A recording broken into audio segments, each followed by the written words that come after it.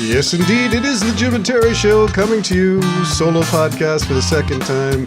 Jim will be with me tomorrow morning. Get ready for a lot of contentious topics.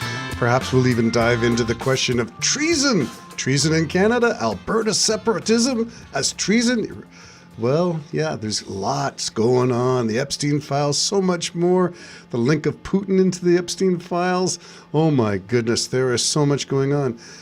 And not to mention the ongoing troubles with ICE in the United States, with allies with the United States, with Canada forging ahead with new deals, trying to break away from what was an inextricably woven industry of inputs and outputs of supply chains, now looking to survive the tariff threats of Donald Trump. Lots to talk about with my good friend Jim, but this one is continuing the adventures with AI, Google AI Gemini, and talking about some of the interesting things that I have been appreciating and learning. And one of them is this, the ability of AI to search.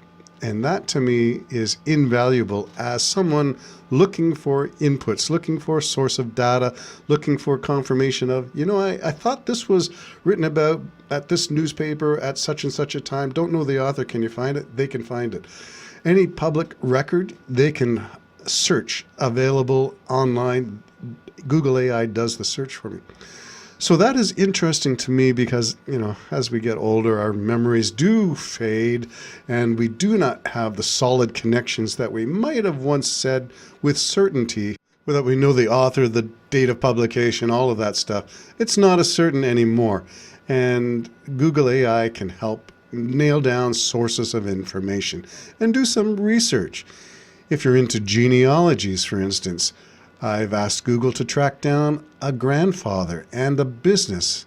And that kind of information is useful because I have only vague hearsay and family lore. And separating lore, which is the family gossip mill story, versus the published obituaries or columns in weddings and tickets on ships, that kind of thing is tangible data, and that's more of interest to me.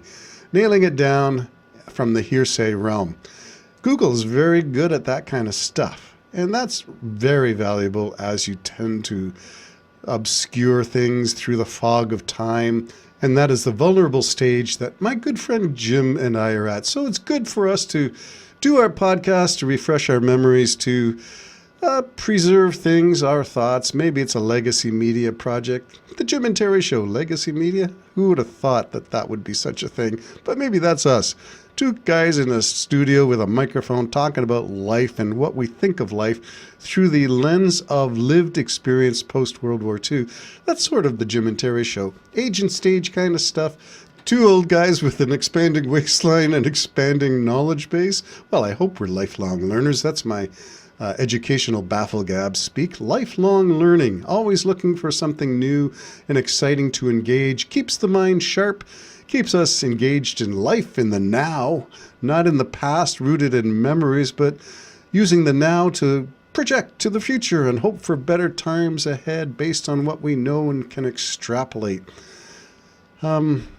I think Google AI has a role in synthesizing all of this, not just as a research assistant through public records and archives, but able to help us find connections. And that's where my biggest breakthrough this morning took place, looking for connections. So I asked Google if they could find, I don't know what Google is, a hive mind, find connections between the writing of the book that I'm doing right now, The Grace of Uncertainty, with connections along the past 20 years or so of songwriting. So I'm looking for evidence that my journey was expressed in music, in lyrics, in style, long before the book emerged as a possible project. So the book is not a decision. It is the culminating task of years of thoughts, of years of thinking, of years of interacting with the events of the past 20 years and deciding to sum it all up in a book form. AI provided such a wealth of linkages to songs, lyrics, clips of stuff, and saying, whoa, this fits this way. And that is the learning of today. This fits in this way is a great way to look at the tool, AI, and how it helps find those kinds of connections and relationships. So that was fascinating for me. And then I went on to ask for an analysis of things that siblings, family members have been posting online, and look for an analysis. Not that these are reliable, but they are just, curious insights. So I did that, and the results were intriguing to me. Not only because it sets apart my path from the pack of siblings, the same cohort, we're raised in the same family context under the same influences, but obviously we turned out differently, and individualism of the path and of the results is something that fascinates me. But to see where we are now, some people that I used to think similarly with are still where they used to be, and I have moved on. Not that there is value in moving on per se, or in staying where you are per se, unless you value loyalty or some other form that keeps you where you are. Faithfulness is one of those words that might be a term that keeps people where they are, keeps them from not exploring other possibilities, because to explore possibilities means you are not faithful. And to go back to our political application of Alberta separatism, you are treasonous. You're betraying something, which explains why I seem to be getting the vitriol and hostility from some family members, because my pathway has taken me past dogma, past the rigidity of previous beliefs, past the dogma of the Bible told me so, and moved into the exploratory stage of what is faith, what is spirituality, what is worth more, dogma or compassion, because dogma often excludes compassion. Judgment seems to be part of dogma, and that I find troublesome.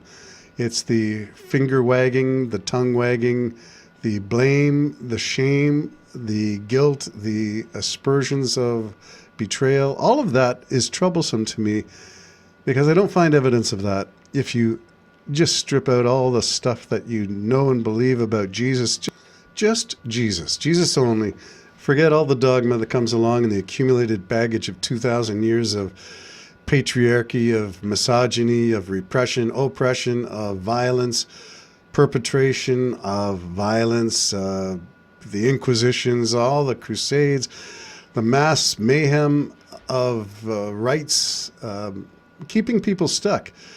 That is church, and that is dogma and accumulated stuff. That if you can just strip that stuff off and focus on the teachings, not that I believe that the specific teachings of Jesus are recorded in the red letter versions of various Bibles. I don't believe there were anybody around with a stilo or a pen recording all this stuff, so I doubt the records are accurate. But if there was a rabbi wandering around teaching, focus on the good that those teachings represent. Not that they're anti-establishment, but that they are definitely focused on compassion as opposed to law.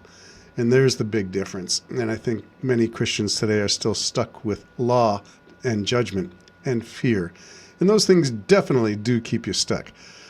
So AI is exploratory. AI looks at connections and linkages and finds ways of looking at things. And I use the veneer and always instruct AI to use a compassionate lens and try to remove harsh words from the text that I'm working with. I always look at tone and volume. Tone especially relates to my sensitivities, maybe because I'm a musician, maybe because I like listening to sounds.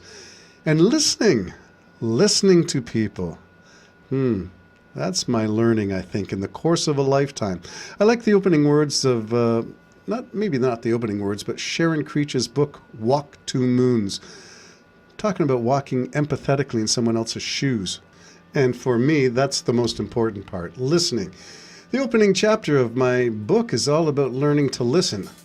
And listening became the hallmark of my life. Listening as a musician, listening as a conversationalist, listening, maybe too much sometimes. The Jim and Terry Show, signing off for now. Listen to your Google AI. Maybe not. Bye-bye. It's called relationship I have with my moment.